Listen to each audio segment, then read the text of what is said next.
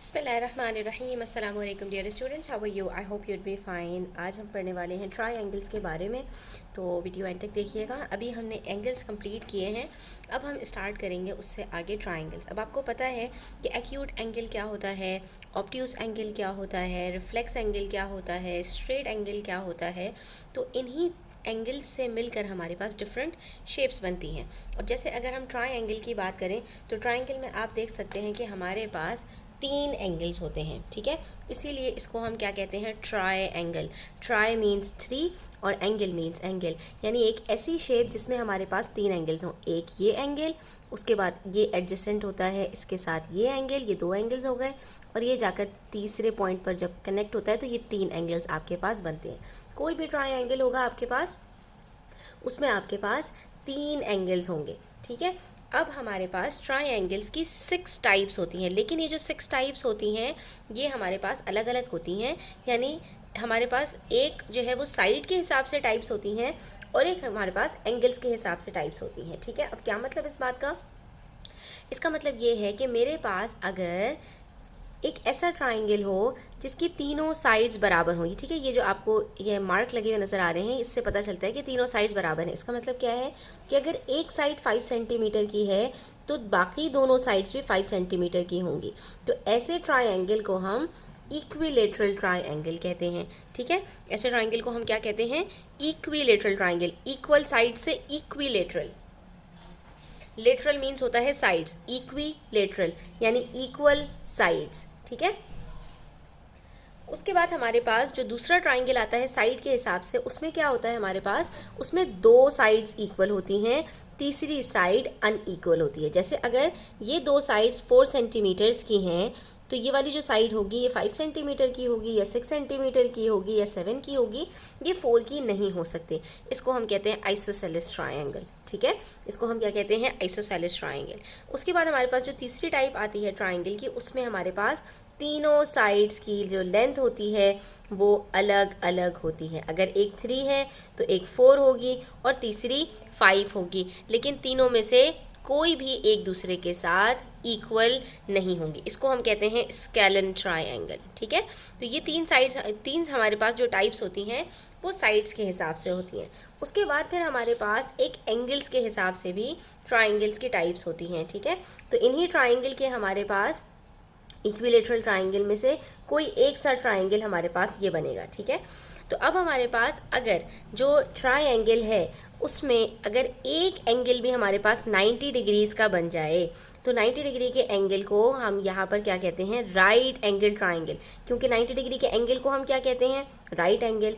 तो जिस ट्राइंगल के अंदर एक 90 डिग्री का एंगल होगा उसको हम राइट एंगल ट्राइंगल कहेंगे, ठीक है। राइट एंगल्ड यानी वो ट्राइंगल जिसमें एक राइट एंगल है, ठीक है।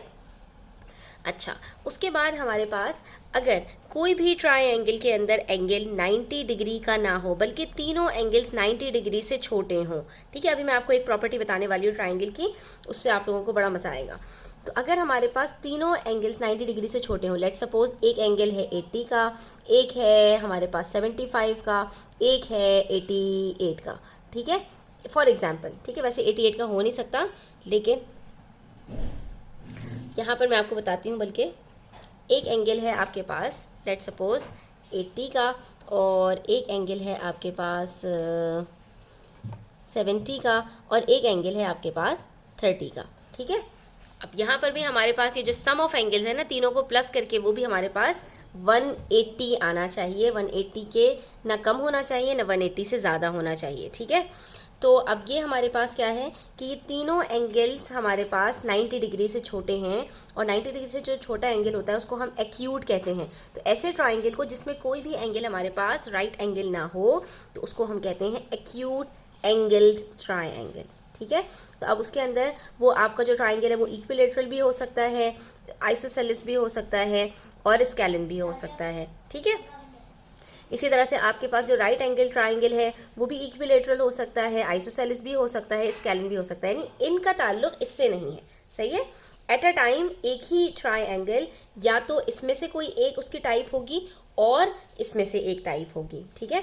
तो मैं आपसे कह सकती हूँ कि एक ही ट्राइंगल इक्विलेटरल ट्राइंगल और right angle triangle at the same time हो सकता है। इसी तरह equilateral triangle, acute angle triangle भी हो सकता है, और equilateral triangle obtuse angle triangle भी हो सकता है। अच्छा, अब इसकी जो तीसरी टाइप है वो भी बहुत आसान है कि अगर आपके पास कोई एक एंगल 90 डिग्री से भी बड़ा निकल जाए, जैसे कि यहाँ पर आप देख रहे हो कि ये आपके पास जो एंगल है वो 90 डिग्री इतना होता है, और ये एंगल तो यहाँ तक चला गया, तो ये 90 डिग्री से भी बड़ा हो गया। तो ऐसा एंगल, लेट सपोज ये हमारे पास 120 डिग्री का एंगल है, अगर 91 डिग्री का भी एक भी एंगल है आपके पास, तो ऐसे ट्राइंगल को हम कहते हैं ऑब्ट्यूज एंगल्ड ट्राइंगल। ठीक है, इससे हमें क्या पता चला कि हमारे पास जो ट्राइंगल है उसकी 3 टाइप्स होती हैं। उन 3 टाइप्स के अंदर हमारे पास या तो ट्राइंगल इक्विलेटरल होगा, या आइसोसेलेस होगा, या स्केलन होगा, बेस्ड ऑन इट्स साइड्स। ठीक है, जो उसकी साइड्स हैं उनकी जो लेंथ है वो इक्वल हैं या नहीं है, उसके अकॉर्डिंग हम ये डिसाइड करेंगे कि हमारे पास जो ट्राइंगल है इन तीनों में से कौन सा है। और बेस्ड ऑन एंगल के हिसाब से हम ये बताएंगे कि राइट एंगल्ड है, एक्यूट एंगल्ड है, या ऑब्ट्यूज एंगल्ड है। ठीक है, अच्छा बच्चों, उसके बाद अब मैं आपको यहाँ पर एक प्रॉपर्टी समझा दूँ कि हमारे पास जो ट्रायंगल होता है इसके अंदर जो तीनों एंगल्स को जब हम प्लस करते हैं तो उसका जो सम आता है, जो आंसर आता है, वो 180 डिग्री होना चाहिए। ठीक है, अब जैसे आप यहाँ पर देख सकते हैं मेरे पास एक ट्रायंगल है XYZ, तो सबसे पहले मैं यहाँ पर एंगल Y को अगर मेजर करूँ तो मेरे पास ये एंगल Y कितना है, ये मैंने एंगल Y के ऊपर ये अपनी बेस लाइन को रखा, Y के ऊपर अपने वर्टेक्स को रखा, और यहाँ से मैं एंगल Y को मेजर करूँगी तो ये हमारे पास 0 से स्टार्ट करेंगे तो ये हमारे पास 30 और 40 के एग्जैक्ट बीच में आ रहा है। इसका मतलब है कि ये कितना एंगल है हमारे पास, 35 है। ठीक है, तो ये एंगल Y हमें नज़र आ गया कि ये 35 डिग्रीज का है। ठीक है, अच्छा, उसके बाद एंगल W जब हमने मेजर करना है तो अब हम एंगल या तो यहाँ पर इस लाइन पर आप रख लीजिए या इस लाइन पर रख लीजिए। मैं इस लाइन पर रख के इसको मेजर कर रही हूँ यहाँ पर, तो मैंने वर्टेक्स के ऊपर वर्टेक्स को रखा है, लाइन के ऊपर लाइन को रखा है। अब मैंने इस लाइन पर रखा है तो इसका 0 से मैं इसको मेजर करूँगी और मेरे पास इसका 0 ये रहा। तो 0 से अगर हम स्टार्ट करते हैं और हम देखते हैं तो ये हमारे पास आ रहा है 70 और 80 के बीच में, तो 71, 72, यानी ये जो हमारे पास है एंगल वो 72 डिग्रीज़ का है। ठीक है, अच्छा, इन्होंने हमें यहाँ पर मार्क करके दिया हुआ है, तो इन्होंने एंगल जो Y है उसको 36 जो है वो लिया है। हम भी फिर से देख लेते हैं कि हमें तो 35 लग रहा था, एनीवेज हो सकता है 36 हो, नहीं ये एग्जैक्टली 35 ही है, उसको उन्होंने 36 लिया हुआ है। अच्छा, उसके बाद हम एंगल X जो है मेजर कर लेते हैं, तो एंगल X के ऊपर अपने वर्टेक्स को रखेंगे, सेंटर से सेंटर को मिलाएंगे, लाइन से लाइन को मिलाएंगे, और यहाँ पर हमने रखा है तो ये 0 से हम इसको मेजर करेंगे और ये हमारे पास आ रहा है 73।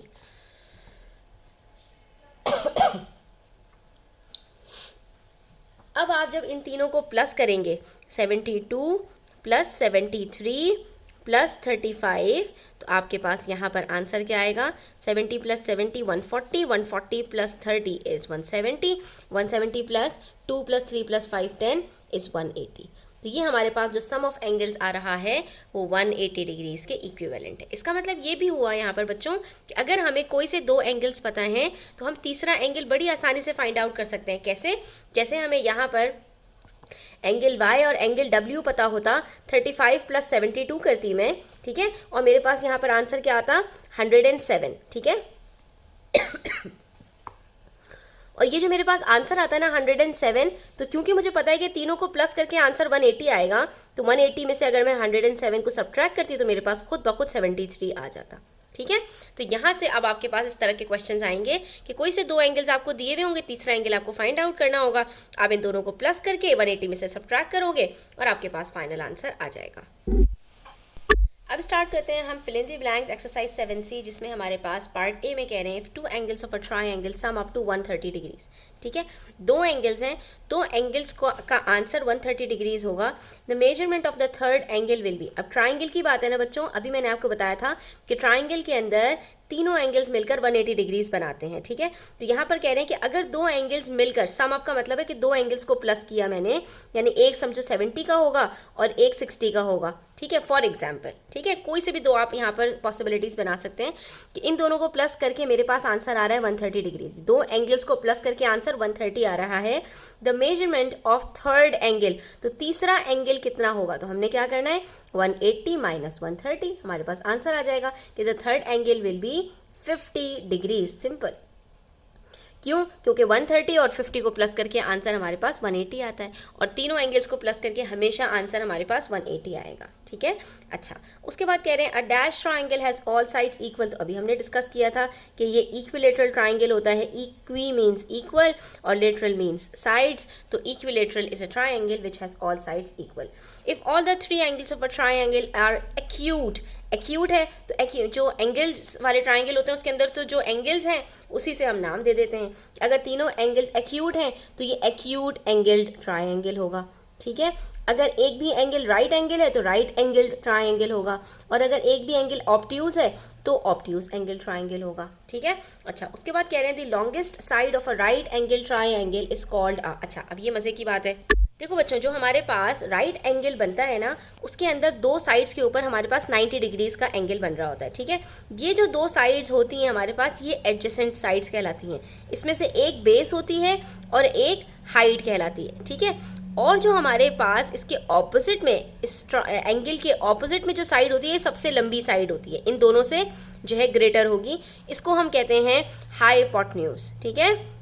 इसको हम क्या कहते हैं, हाइपोटेन्यूज। अच्छा जी, उसके बाद हमारे पास पार्ट ई है, all the three sides of a scalene triangle. Scalene किसको कहते हैं, जिसमें तीनों साइड्स आपके पास अनईक्वल होती हैं, ठीक है। तो आप यहाँ पे क्या कहेंगे, all the three sides of a scalene triangle are different, ठीक है। अच्छा जी, उसके बाद फिर हमारे पास है question number 2 which says state whether the following statements are true और फॉल्स।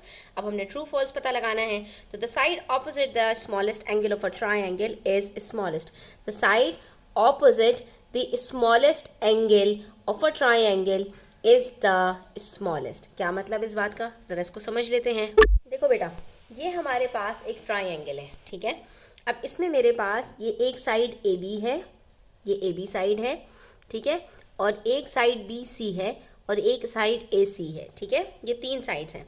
अब आप देख सकते हैं यहाँ पर मेरे पास जो ए बी है उसकी जो लेंथ है वो 5 सेंटीमीटर है, जो बी सी की लेंथ है वो 4 सेंटीमीटर्स है, और जो सी ए की लेंथ है वो 4.5 सेंटीमीटर्स है, ठीक है।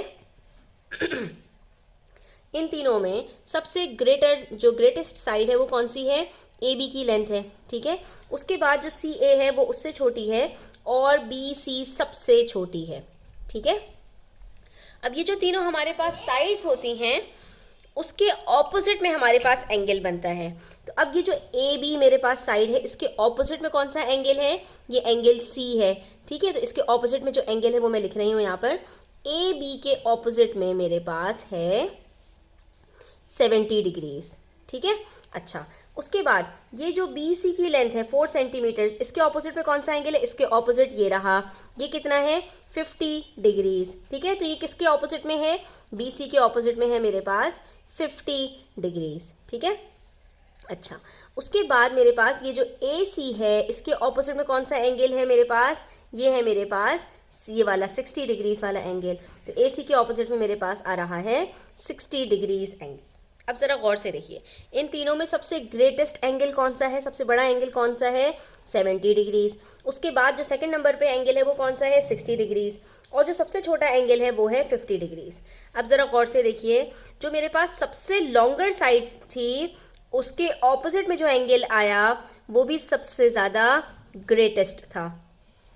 जो सेकंड नंबर पे मेरे पास लॉन्गर साइड थी उसके ऑपोजिट में जो एंगल आया वो भी सेकंड नंबर पर ग्रेटर था, और जो मेरे पास थर्ड जो सबसे छोटी मेरे पास साइड थी 4 सेंटीमीटर्स की, उसके ऑपोजिट में जो एंगल आया वो भी सबसे ज़्यादा स्मॉलेस्ट था।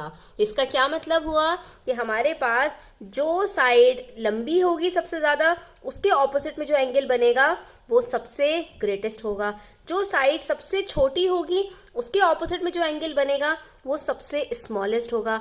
और जो साइड मिडिल में आ रही होगी, ना ग्रेटेस्ट होगी ना स्मॉलेस्ट होगी, उसका जो एंगल होगा वो भी ना ग्रेटेस्ट होगा और ना स्मॉलेस्ट होगा। ठीक है, यहाँ पर आपसे यही कह रहे हैं कि the side opposite the smallest angle, smallest angle के ऑपोजिट में जो साइड होगी, स्मॉलेस्ट एंगल है ना सबसे छोटा एंगल, उसके ऑपोजिट में जो साइड होगी of a triangle is the smallest, तो वो साइड भी सबसे स्मॉलेस्ट होगी। बिल्कुल सही बात है, स्मॉलेस्ट एंगल के ऑपोजिट में स्मॉलेस्ट साइड, लॉन्गेस्ट एंगल के ऑपोजिट में लॉन्गेस्ट साइड। ठीक है, 3 sides of an isosceles triangle are equal, बिल्कुल भी नहीं, 2 sides equal होते हैं, तो ये बात हमारी बिल्कुल false हो गई।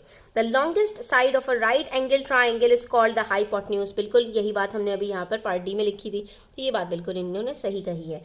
A right angle triangle cannot have 2 sides equal, एक right angle triangle के अंदर 2 sides equal नहीं हो सकती। भाई right angle triangle का ताल्लुक एंगल से है, कोई साइड्स से थोड़ी ताल्लुक है। मैंने अभी आपको बताया था कि एक तरफ एंगल और एक तरफ साइड्स, तो कोई से भी साइड वाला एंगल, कोई से भी साइड वाला ट्रायंगल, कोई से भी एंगल ट्रायंगल हो सकता है। तो ये दोनों साइड्स बराबर हो सकती हैं इसकी। ठीक है, ये थर्ड साइड इसकी डिफरेंट होगी। हाँ, ये जो राइट एंगल ट्रायंगल होता है इसके अंदर हमारे पास ये इक्विलेटरल ट्रायंगल नहीं हो सकता, लेकिन ये हमारे पास आइसोसेलेस ट्रायंगल हो सकता है, इसकी 2 साइड्स इक्वल हो सकती हैं। तो ये बात इनकी फॉल्स है। अगर इन्होंने कहा होता कि right angle triangle can not have all sides equal, तो फिर हम कहते हैं कि हाँ ये बात सही है। आगे कह रहे हैं right angle triangle can not have obtuse angles, एक राइट एंगल ट्राइंगल के अंदर ऑब्ट्यूज एंगल नहीं हो सकता। ये बात भी बिल्कुल सही है। क्यों सही है ये बता देती हूँ। देखो बच्चों, 2 राइट एंगल जब एंगल्स मिलते हैं तो एक राइट एंगल होता है 90 डिग्रीज का, और इसके साथ ही अगर एक और राइट एंगल मिल जाए तो ये बन जाते हैं हमारे पास स्ट्रेट लाइन। ठीक है, एक स्ट्रेट लाइन के ऊपर जो एंगल होता है वो 180 डिग्री का होता है ना, और 90 + 90 भी 180 डिग्री होता है। ये हमने लास्ट एक्सरसाइज के अंदर भी इस चीज़ को डिस्कस किया था कि 2 राइट एंगल्स जब मिलते हैं तो हमारे पास एक 180 डिग्री का एंगल बनता है। ठीक है, यानी एक स्ट्रेट लाइन पर हमारे पास 2 राइट एंगल्स हो सकते हैं। ये स्ट्रेट लाइन है मेरे पास, अगर बीच में मैं बिल्कुल एक लाइन ड्रॉ करूंगी तो एक 90 डिग्री का इधर बनेगा, एक 90 डिग्री का इधर बनेगा। ठीक है, अच्छा अब यहाँ पर हमसे ये जो कह रहे हैं, ये क्या कह रहे हैं कि ये जो राइट एंगल ट्रायंगल है जिसमें एक एंगल 90 डिग्री का है, इसमें हमारे पास बाकी जो दोनों एंगल्स बच रहे हैं उनमें से कोई भी एंगल ऑब्ट्यूज एंगल नहीं हो सकता। यानी कि इन दोनों में से कोई भी एंगल हमारे पास 90 डिग्री से भी बड़ा हो तो ये बात पॉसिबल नहीं है। ये बात बिल्कुल सही है। याद रखिए, एक टाइम पर या तो एक एंगल राइट एंगल ट्रायंगल हो सकता है और या ऑब्ट्यूज एंगल ट्रायंगल हो सकता है। एट अ टाइम वो ऑब्ट्यूज और राइट एंगल ट्रायंगल नहीं हो सकता। उसकी वजह क्या है? उसकी वजह यह है कि ट्रायंगल के अंदर हमारे पास 3 साइड्स होती हैं, ठीक है, और 3 एंगल्स होते हैं। तो अगर एक एंगल 90 डिग्री का है तो बाकी जो दोनों एंगल्स बच रहे हैं, इन तीनों को जब हम प्लस करेंगे तो इसका जो आंसर आएगा वो 180 आएगा। ठीक है, तो अगर एक एंगल 90 डिग्री का है तो बाकी दोनों एंगल्स प्लस करके 90 डिग्रीज के होने चाहिए, क्योंकि 90 + 90 180 होता है। जब ये दोनों एंगल्स प्लस करके 90 डिग्रीज के होंगे तो कोई भी एंगल 90 डिग्री से ग्रेटर कैसे हो सकता है? क्या मैं यहाँ पर 90 की जगह 100 लिख सकती हूँ या इवन 91 लिख सकती हूँ? हरगिज़ नहीं। क्यों? क्योंकि इन दोनों को प्लस करके आंसर मेरे पास सिर्फ 90 आ सकता है, 90 के अलावा कुछ और नहीं आ सकता। तो इसमें से डेफिनेटली दोनों एंगल्स मेरे पास एक्यूट होने चाहिए, चाहे एक 89 हो, चाहे एक 1 डिग्री का हो, चाहे दोनों 45 के हों, चाहे एक 40 का और एक 50 का हो, चाहे एक 60 और एक 30 का हो, लेकिन इन दोनों को प्लस करके आंसर 90 ही आ सकता है, इसके अलावा नहीं आ सकता। और यहाँ पर ऑब्ट्यूज एंगल ट्रायंगल की बात करें तो इसमें तो एक ही एंगल 90 डिग्री से भी बड़ा होता है, तो बाकी दोनों को प्लस करने के बाद आंसर 90 से भी छोटा आएगा। तो इसलिए हमारे पास राइट एंगल ट्रायंगल के अंदर ऑब्ट्यूज एंगल नहीं हो सकता, ऑब्ट्यूज एंगल ट्रायंगल के अंदर राइट एंगल नहीं हो सकता। ये बात पॉसिबल ही नहीं है। तो बच्चों ये बात आई होप कि आपको अच्छी तरह से समझ में आ गई होगी। उसके बाद क्वेश्चन नंबर 3 में हमसे कह रहे हैं select the correct answer from the given options. A triangle can be constructed if only 2 sides are given. क्या दो साइड्स अगर आपको बताई हुई हो तो क्या आप एक ट्राइंगल ड्रॉ कर सकते हैं, या all three sides are given, या only two angles are given, only three angles are given. तो हम कौन से ऑप्शन के अंदर अपने एंगल को ड्रॉ कर सकते हैं? देखो इसको मैं आपको समझाती हूँ यहाँ पर कि मेरे पास एक ट्राइंगल है जिसके अंदर तीन साइड्स हैं ए बी सी डी, ठीक है। इसमें मुझसे कहा ए बी जो है 4 सेंटीमीटर्स की है, मैंने यहाँ पर 4 सेंटीमीटर्स ड्रॉ कर लिए, ठीक है। उसके बाद मुझसे कहा कि ये जो बी सी है, बी से जो आपके पास सी की लेंथ जा रही है ये 2 सेंटीमीटर्स है, और सी ए की लेंथ मुझे नहीं पता। तो अब ज़रा गौर से देखिएगा, इन्होंने मुझसे कहा 2 सेंटीमीटर्स है, तो अब ये 2 सेंटीमीटर्स का जो एंगल है, जब यही मुझे नहीं पता तो मैं यहाँ पर भी 2 सेंटीमीटर बना सकती हूँ, यहाँ पर भी 2 सेंटीमीटर बना सकती हूँ, यहाँ पर भी 2 सेंटीमीटर बना सकती हूँ, किसी भी डायरेक्शन में मैं 2 सेंटीमीटर्स बना सकती हूँ। तो अनटिल एंड अनलेस मुझे तीनों साइड्स नहीं पता होंगी तब तक मैं एंगल ड्रॉ नहीं कर सकती। और इवन तीनों साइड्स भी पता हूँ, अगर मैं आपसे कहूँ कि ये बी सी मेरे पास 2 सेंटीमीटर्स है और सी ए मेरे पास 6 सेंटीमीटर्स है, अब ड्रॉ कीजिए, तो अभी भी मैं कैसे ड्रॉ करूँगी? चलो मैंने 4 सेंटीमीटर्स ये ड्रॉ कर लिया। उसके बाद मैंने कहा कि भाई ये मेरे पास जो बी सी है ये 2 सेंटीमीटर्स कहाँ है, कौन से डायरेक्शन में? यहाँ पर है, ठीक है। अगर यहाँ पर है तो चलो ठीक है, ये मुझे पता है कि ये एंगल जो मेरे पास ड्रॉ होगा वो यहाँ पर इतना होगा, तो फिर मैं तीसरी साइड खुद ब खुद यहाँ पर ज्वाइन कर लूँगी, ठीक है। लेकिन जब मुझे यही नहीं पता कि इन दोनों के बीच में एंगल कितना बन रहा है, तो तीन साइड्स भी गिवन हो तब भी हम ट्रायंगल ड्रॉ नहीं कर सकते। हाँ, अगर मुझे यहाँ पर बताया जाए कि मेरे पास जो एंगल है, एंगल ए बी सी, यानी पॉइंट बी के ऊपर जो मेरे पास एंगल बन रहा है वो 50 डिग्रीज़ का है, और मेरे पास जो पॉइंट ए के ऊपर एंगल बन रहा है यानी सी ए बी, ये मिडिल में जो लेटर होता है ना, ये एंगल होता है, इस पॉइंट पर एंगल बनेगा, ये मेरे पास 45 डिग्रीज़ का है। तो सिर्फ दो एंगल्स भी मुझे गिवन हो, मैं आराम से ट्रायंगल ड्रॉ कर सकती हूँ। कैसे? देखिए यहाँ पर मैंने एक जो है वो एंगल ड्रॉ किया, एक लाइन ली मैंने यहाँ पर, ठीक है, और उसके बाद मैंने यहाँ पर एक 50 डिग्रीज़ का एंगल ड्रॉ कर लिया,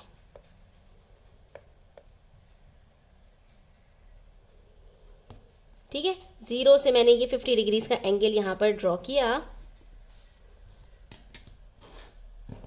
ठीक है, और ये मार्क लगा दिया मैंने, और उसके बाद मैंने इसको स्केल से जॉइन कर लिया। ये मेरे पास 50 डिग्रीज़ का एंगल है, ठीक है। और इस पॉइंट के ऊपर ये ए मेरे पास, सॉरी ये बी है मेरे पास, और ये ए है मेरे पास। ए के ऊपर मेरे पास जो एंगल बन रहा है वो 45 डिग्रीज़ का है, तो ये मैंने 45 डिग्रीज़ का एंगल भी बना लिया।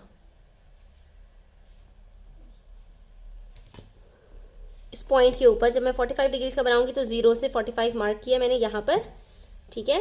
और अब आप देखिए यहाँ पर मैजिक होगा कि जब मैं इसको ज्वाइन करूँगी तो खुद ब खुद ये एक ट्रायंगल बन जाएगा, ठीक है। ये देखिए, ये जो मुझे पॉइंट मिला है ये पॉइंट सी है। क्यों? क्योंकि ये दो एंगल्स मुझे पता थे। मैंने पॉइंट बी के ऊपर 50 डिग्रीज़ बनाया, पॉइंट ए के ऊपर 45 डिग्रीज़ बनाया, और ये मेरे पास ट्रायंगल बन गया। मुझे थर्ड एंगल की भी ज़रूरत नहीं पड़ी। इसका मतलब क्या हुआ कि दो साइड्स भी गिवन हो या तीन साइड्स भी गिवन हो तब भी आप ट्रायंगल ड्रॉ नहीं कर सकते। हाँ, अगर आपके पास दो एंगल्स गिवन हो तो आप ट्रायंगल आराम से ड्रॉ कर सकते हैं। तो हम यहाँ पर क्या कहेंगे कि a triangle can be constructed, हम उसको कंस्ट्रक्ट कर सकते हैं if only two angles are given, ठीक है। दो एंगल्स ही बता दिए जाएं तो हम इसको आराम से ड्रॉ कर सकते हैं, ठीक है। अच्छा, उसके बाद कह रहे हैं if two angles of a triangle are 50 and 100, दो एंगल्स हम आपको बता रहे हैं, तो थर्ड एंगल कितना होगा? वही बात, 50 + 100 कीजिए, आंसर आएगा 150। 150 को सब्ट्रैक्ट कर दें 180 में से, तो तीसरा एंगल हमारे पास हो जाएगा 30 डिग्रीज़। क्यों? 50 + 30 80, 80 + 100 180, तीनों को प्लस करके आंसर टोटल 180 का आना चाहिए, ठीक है। उसके बाद पार्ट सी में कह रहे हैं a triangle with all sides equal, तीनों साइड्स इक्वल हो। भाई वही सारी चीज़ें इन्होंने ब्लैंक्स में दी हैं, वही सारी चीज़ें अब यहाँ पर इसको जो है वो रिपीट कर रहे हैं ताकि आपको याद हो जाए, ठीक है। तो एक ट्राइंगल जिसमें तीनों साइड्स इक्वल है वो इक्विलेटरल ट्राइंगल होता है, इक्वल से इक्विलेटरल, ठीक है। The sum of angles of a triangle is 180 degrees, ठीक है। ये प्रॉपर्टी अब आपको याद हो जानी चाहिए क्योंकि अब जो अगले क्वेश्चंस करेंगे हम नेक्स्ट वीडियो में उसमें अब ये प्रॉपर्टी आपके काम आने वाली है। उसके बाद कह रहे हैं the largest angle of a right angle triangle is, largest angle, जो लार्जेस्ट एंगल होता है राइट एंगल ट्राइंगल के अंदर वो 90 डिग्री का हो सकता है। अभी तो हमने इतना डिटेल से डिस्कस किया कि राइट एंगल ट्राइंगल के अंदर हमारे पास एक ही एंगल 90 डिग्री का बनता है, तो बाकी दोनों एंगल्स जो होते हैं वो 90 से दोनों छोटे होंगे, ठीक है। तो जो सबसे लार्जेस्ट एंगल है वो 90 होगा, सही है, एक राइट एंगल ट्राइंगल में। चलो बच्चों, आज के लिए इतना ही। इंशाल्लाह नेक्स्ट वीडियो के अंदर हम मजीद क्वेश्चन सॉल्व करेंगे। तब तक अपना ख्याल रखिएगा। चैनल पर नए हैं तो सब्सक्राइब करते जाइएगा। Take care. अल्लाह हाफिज़।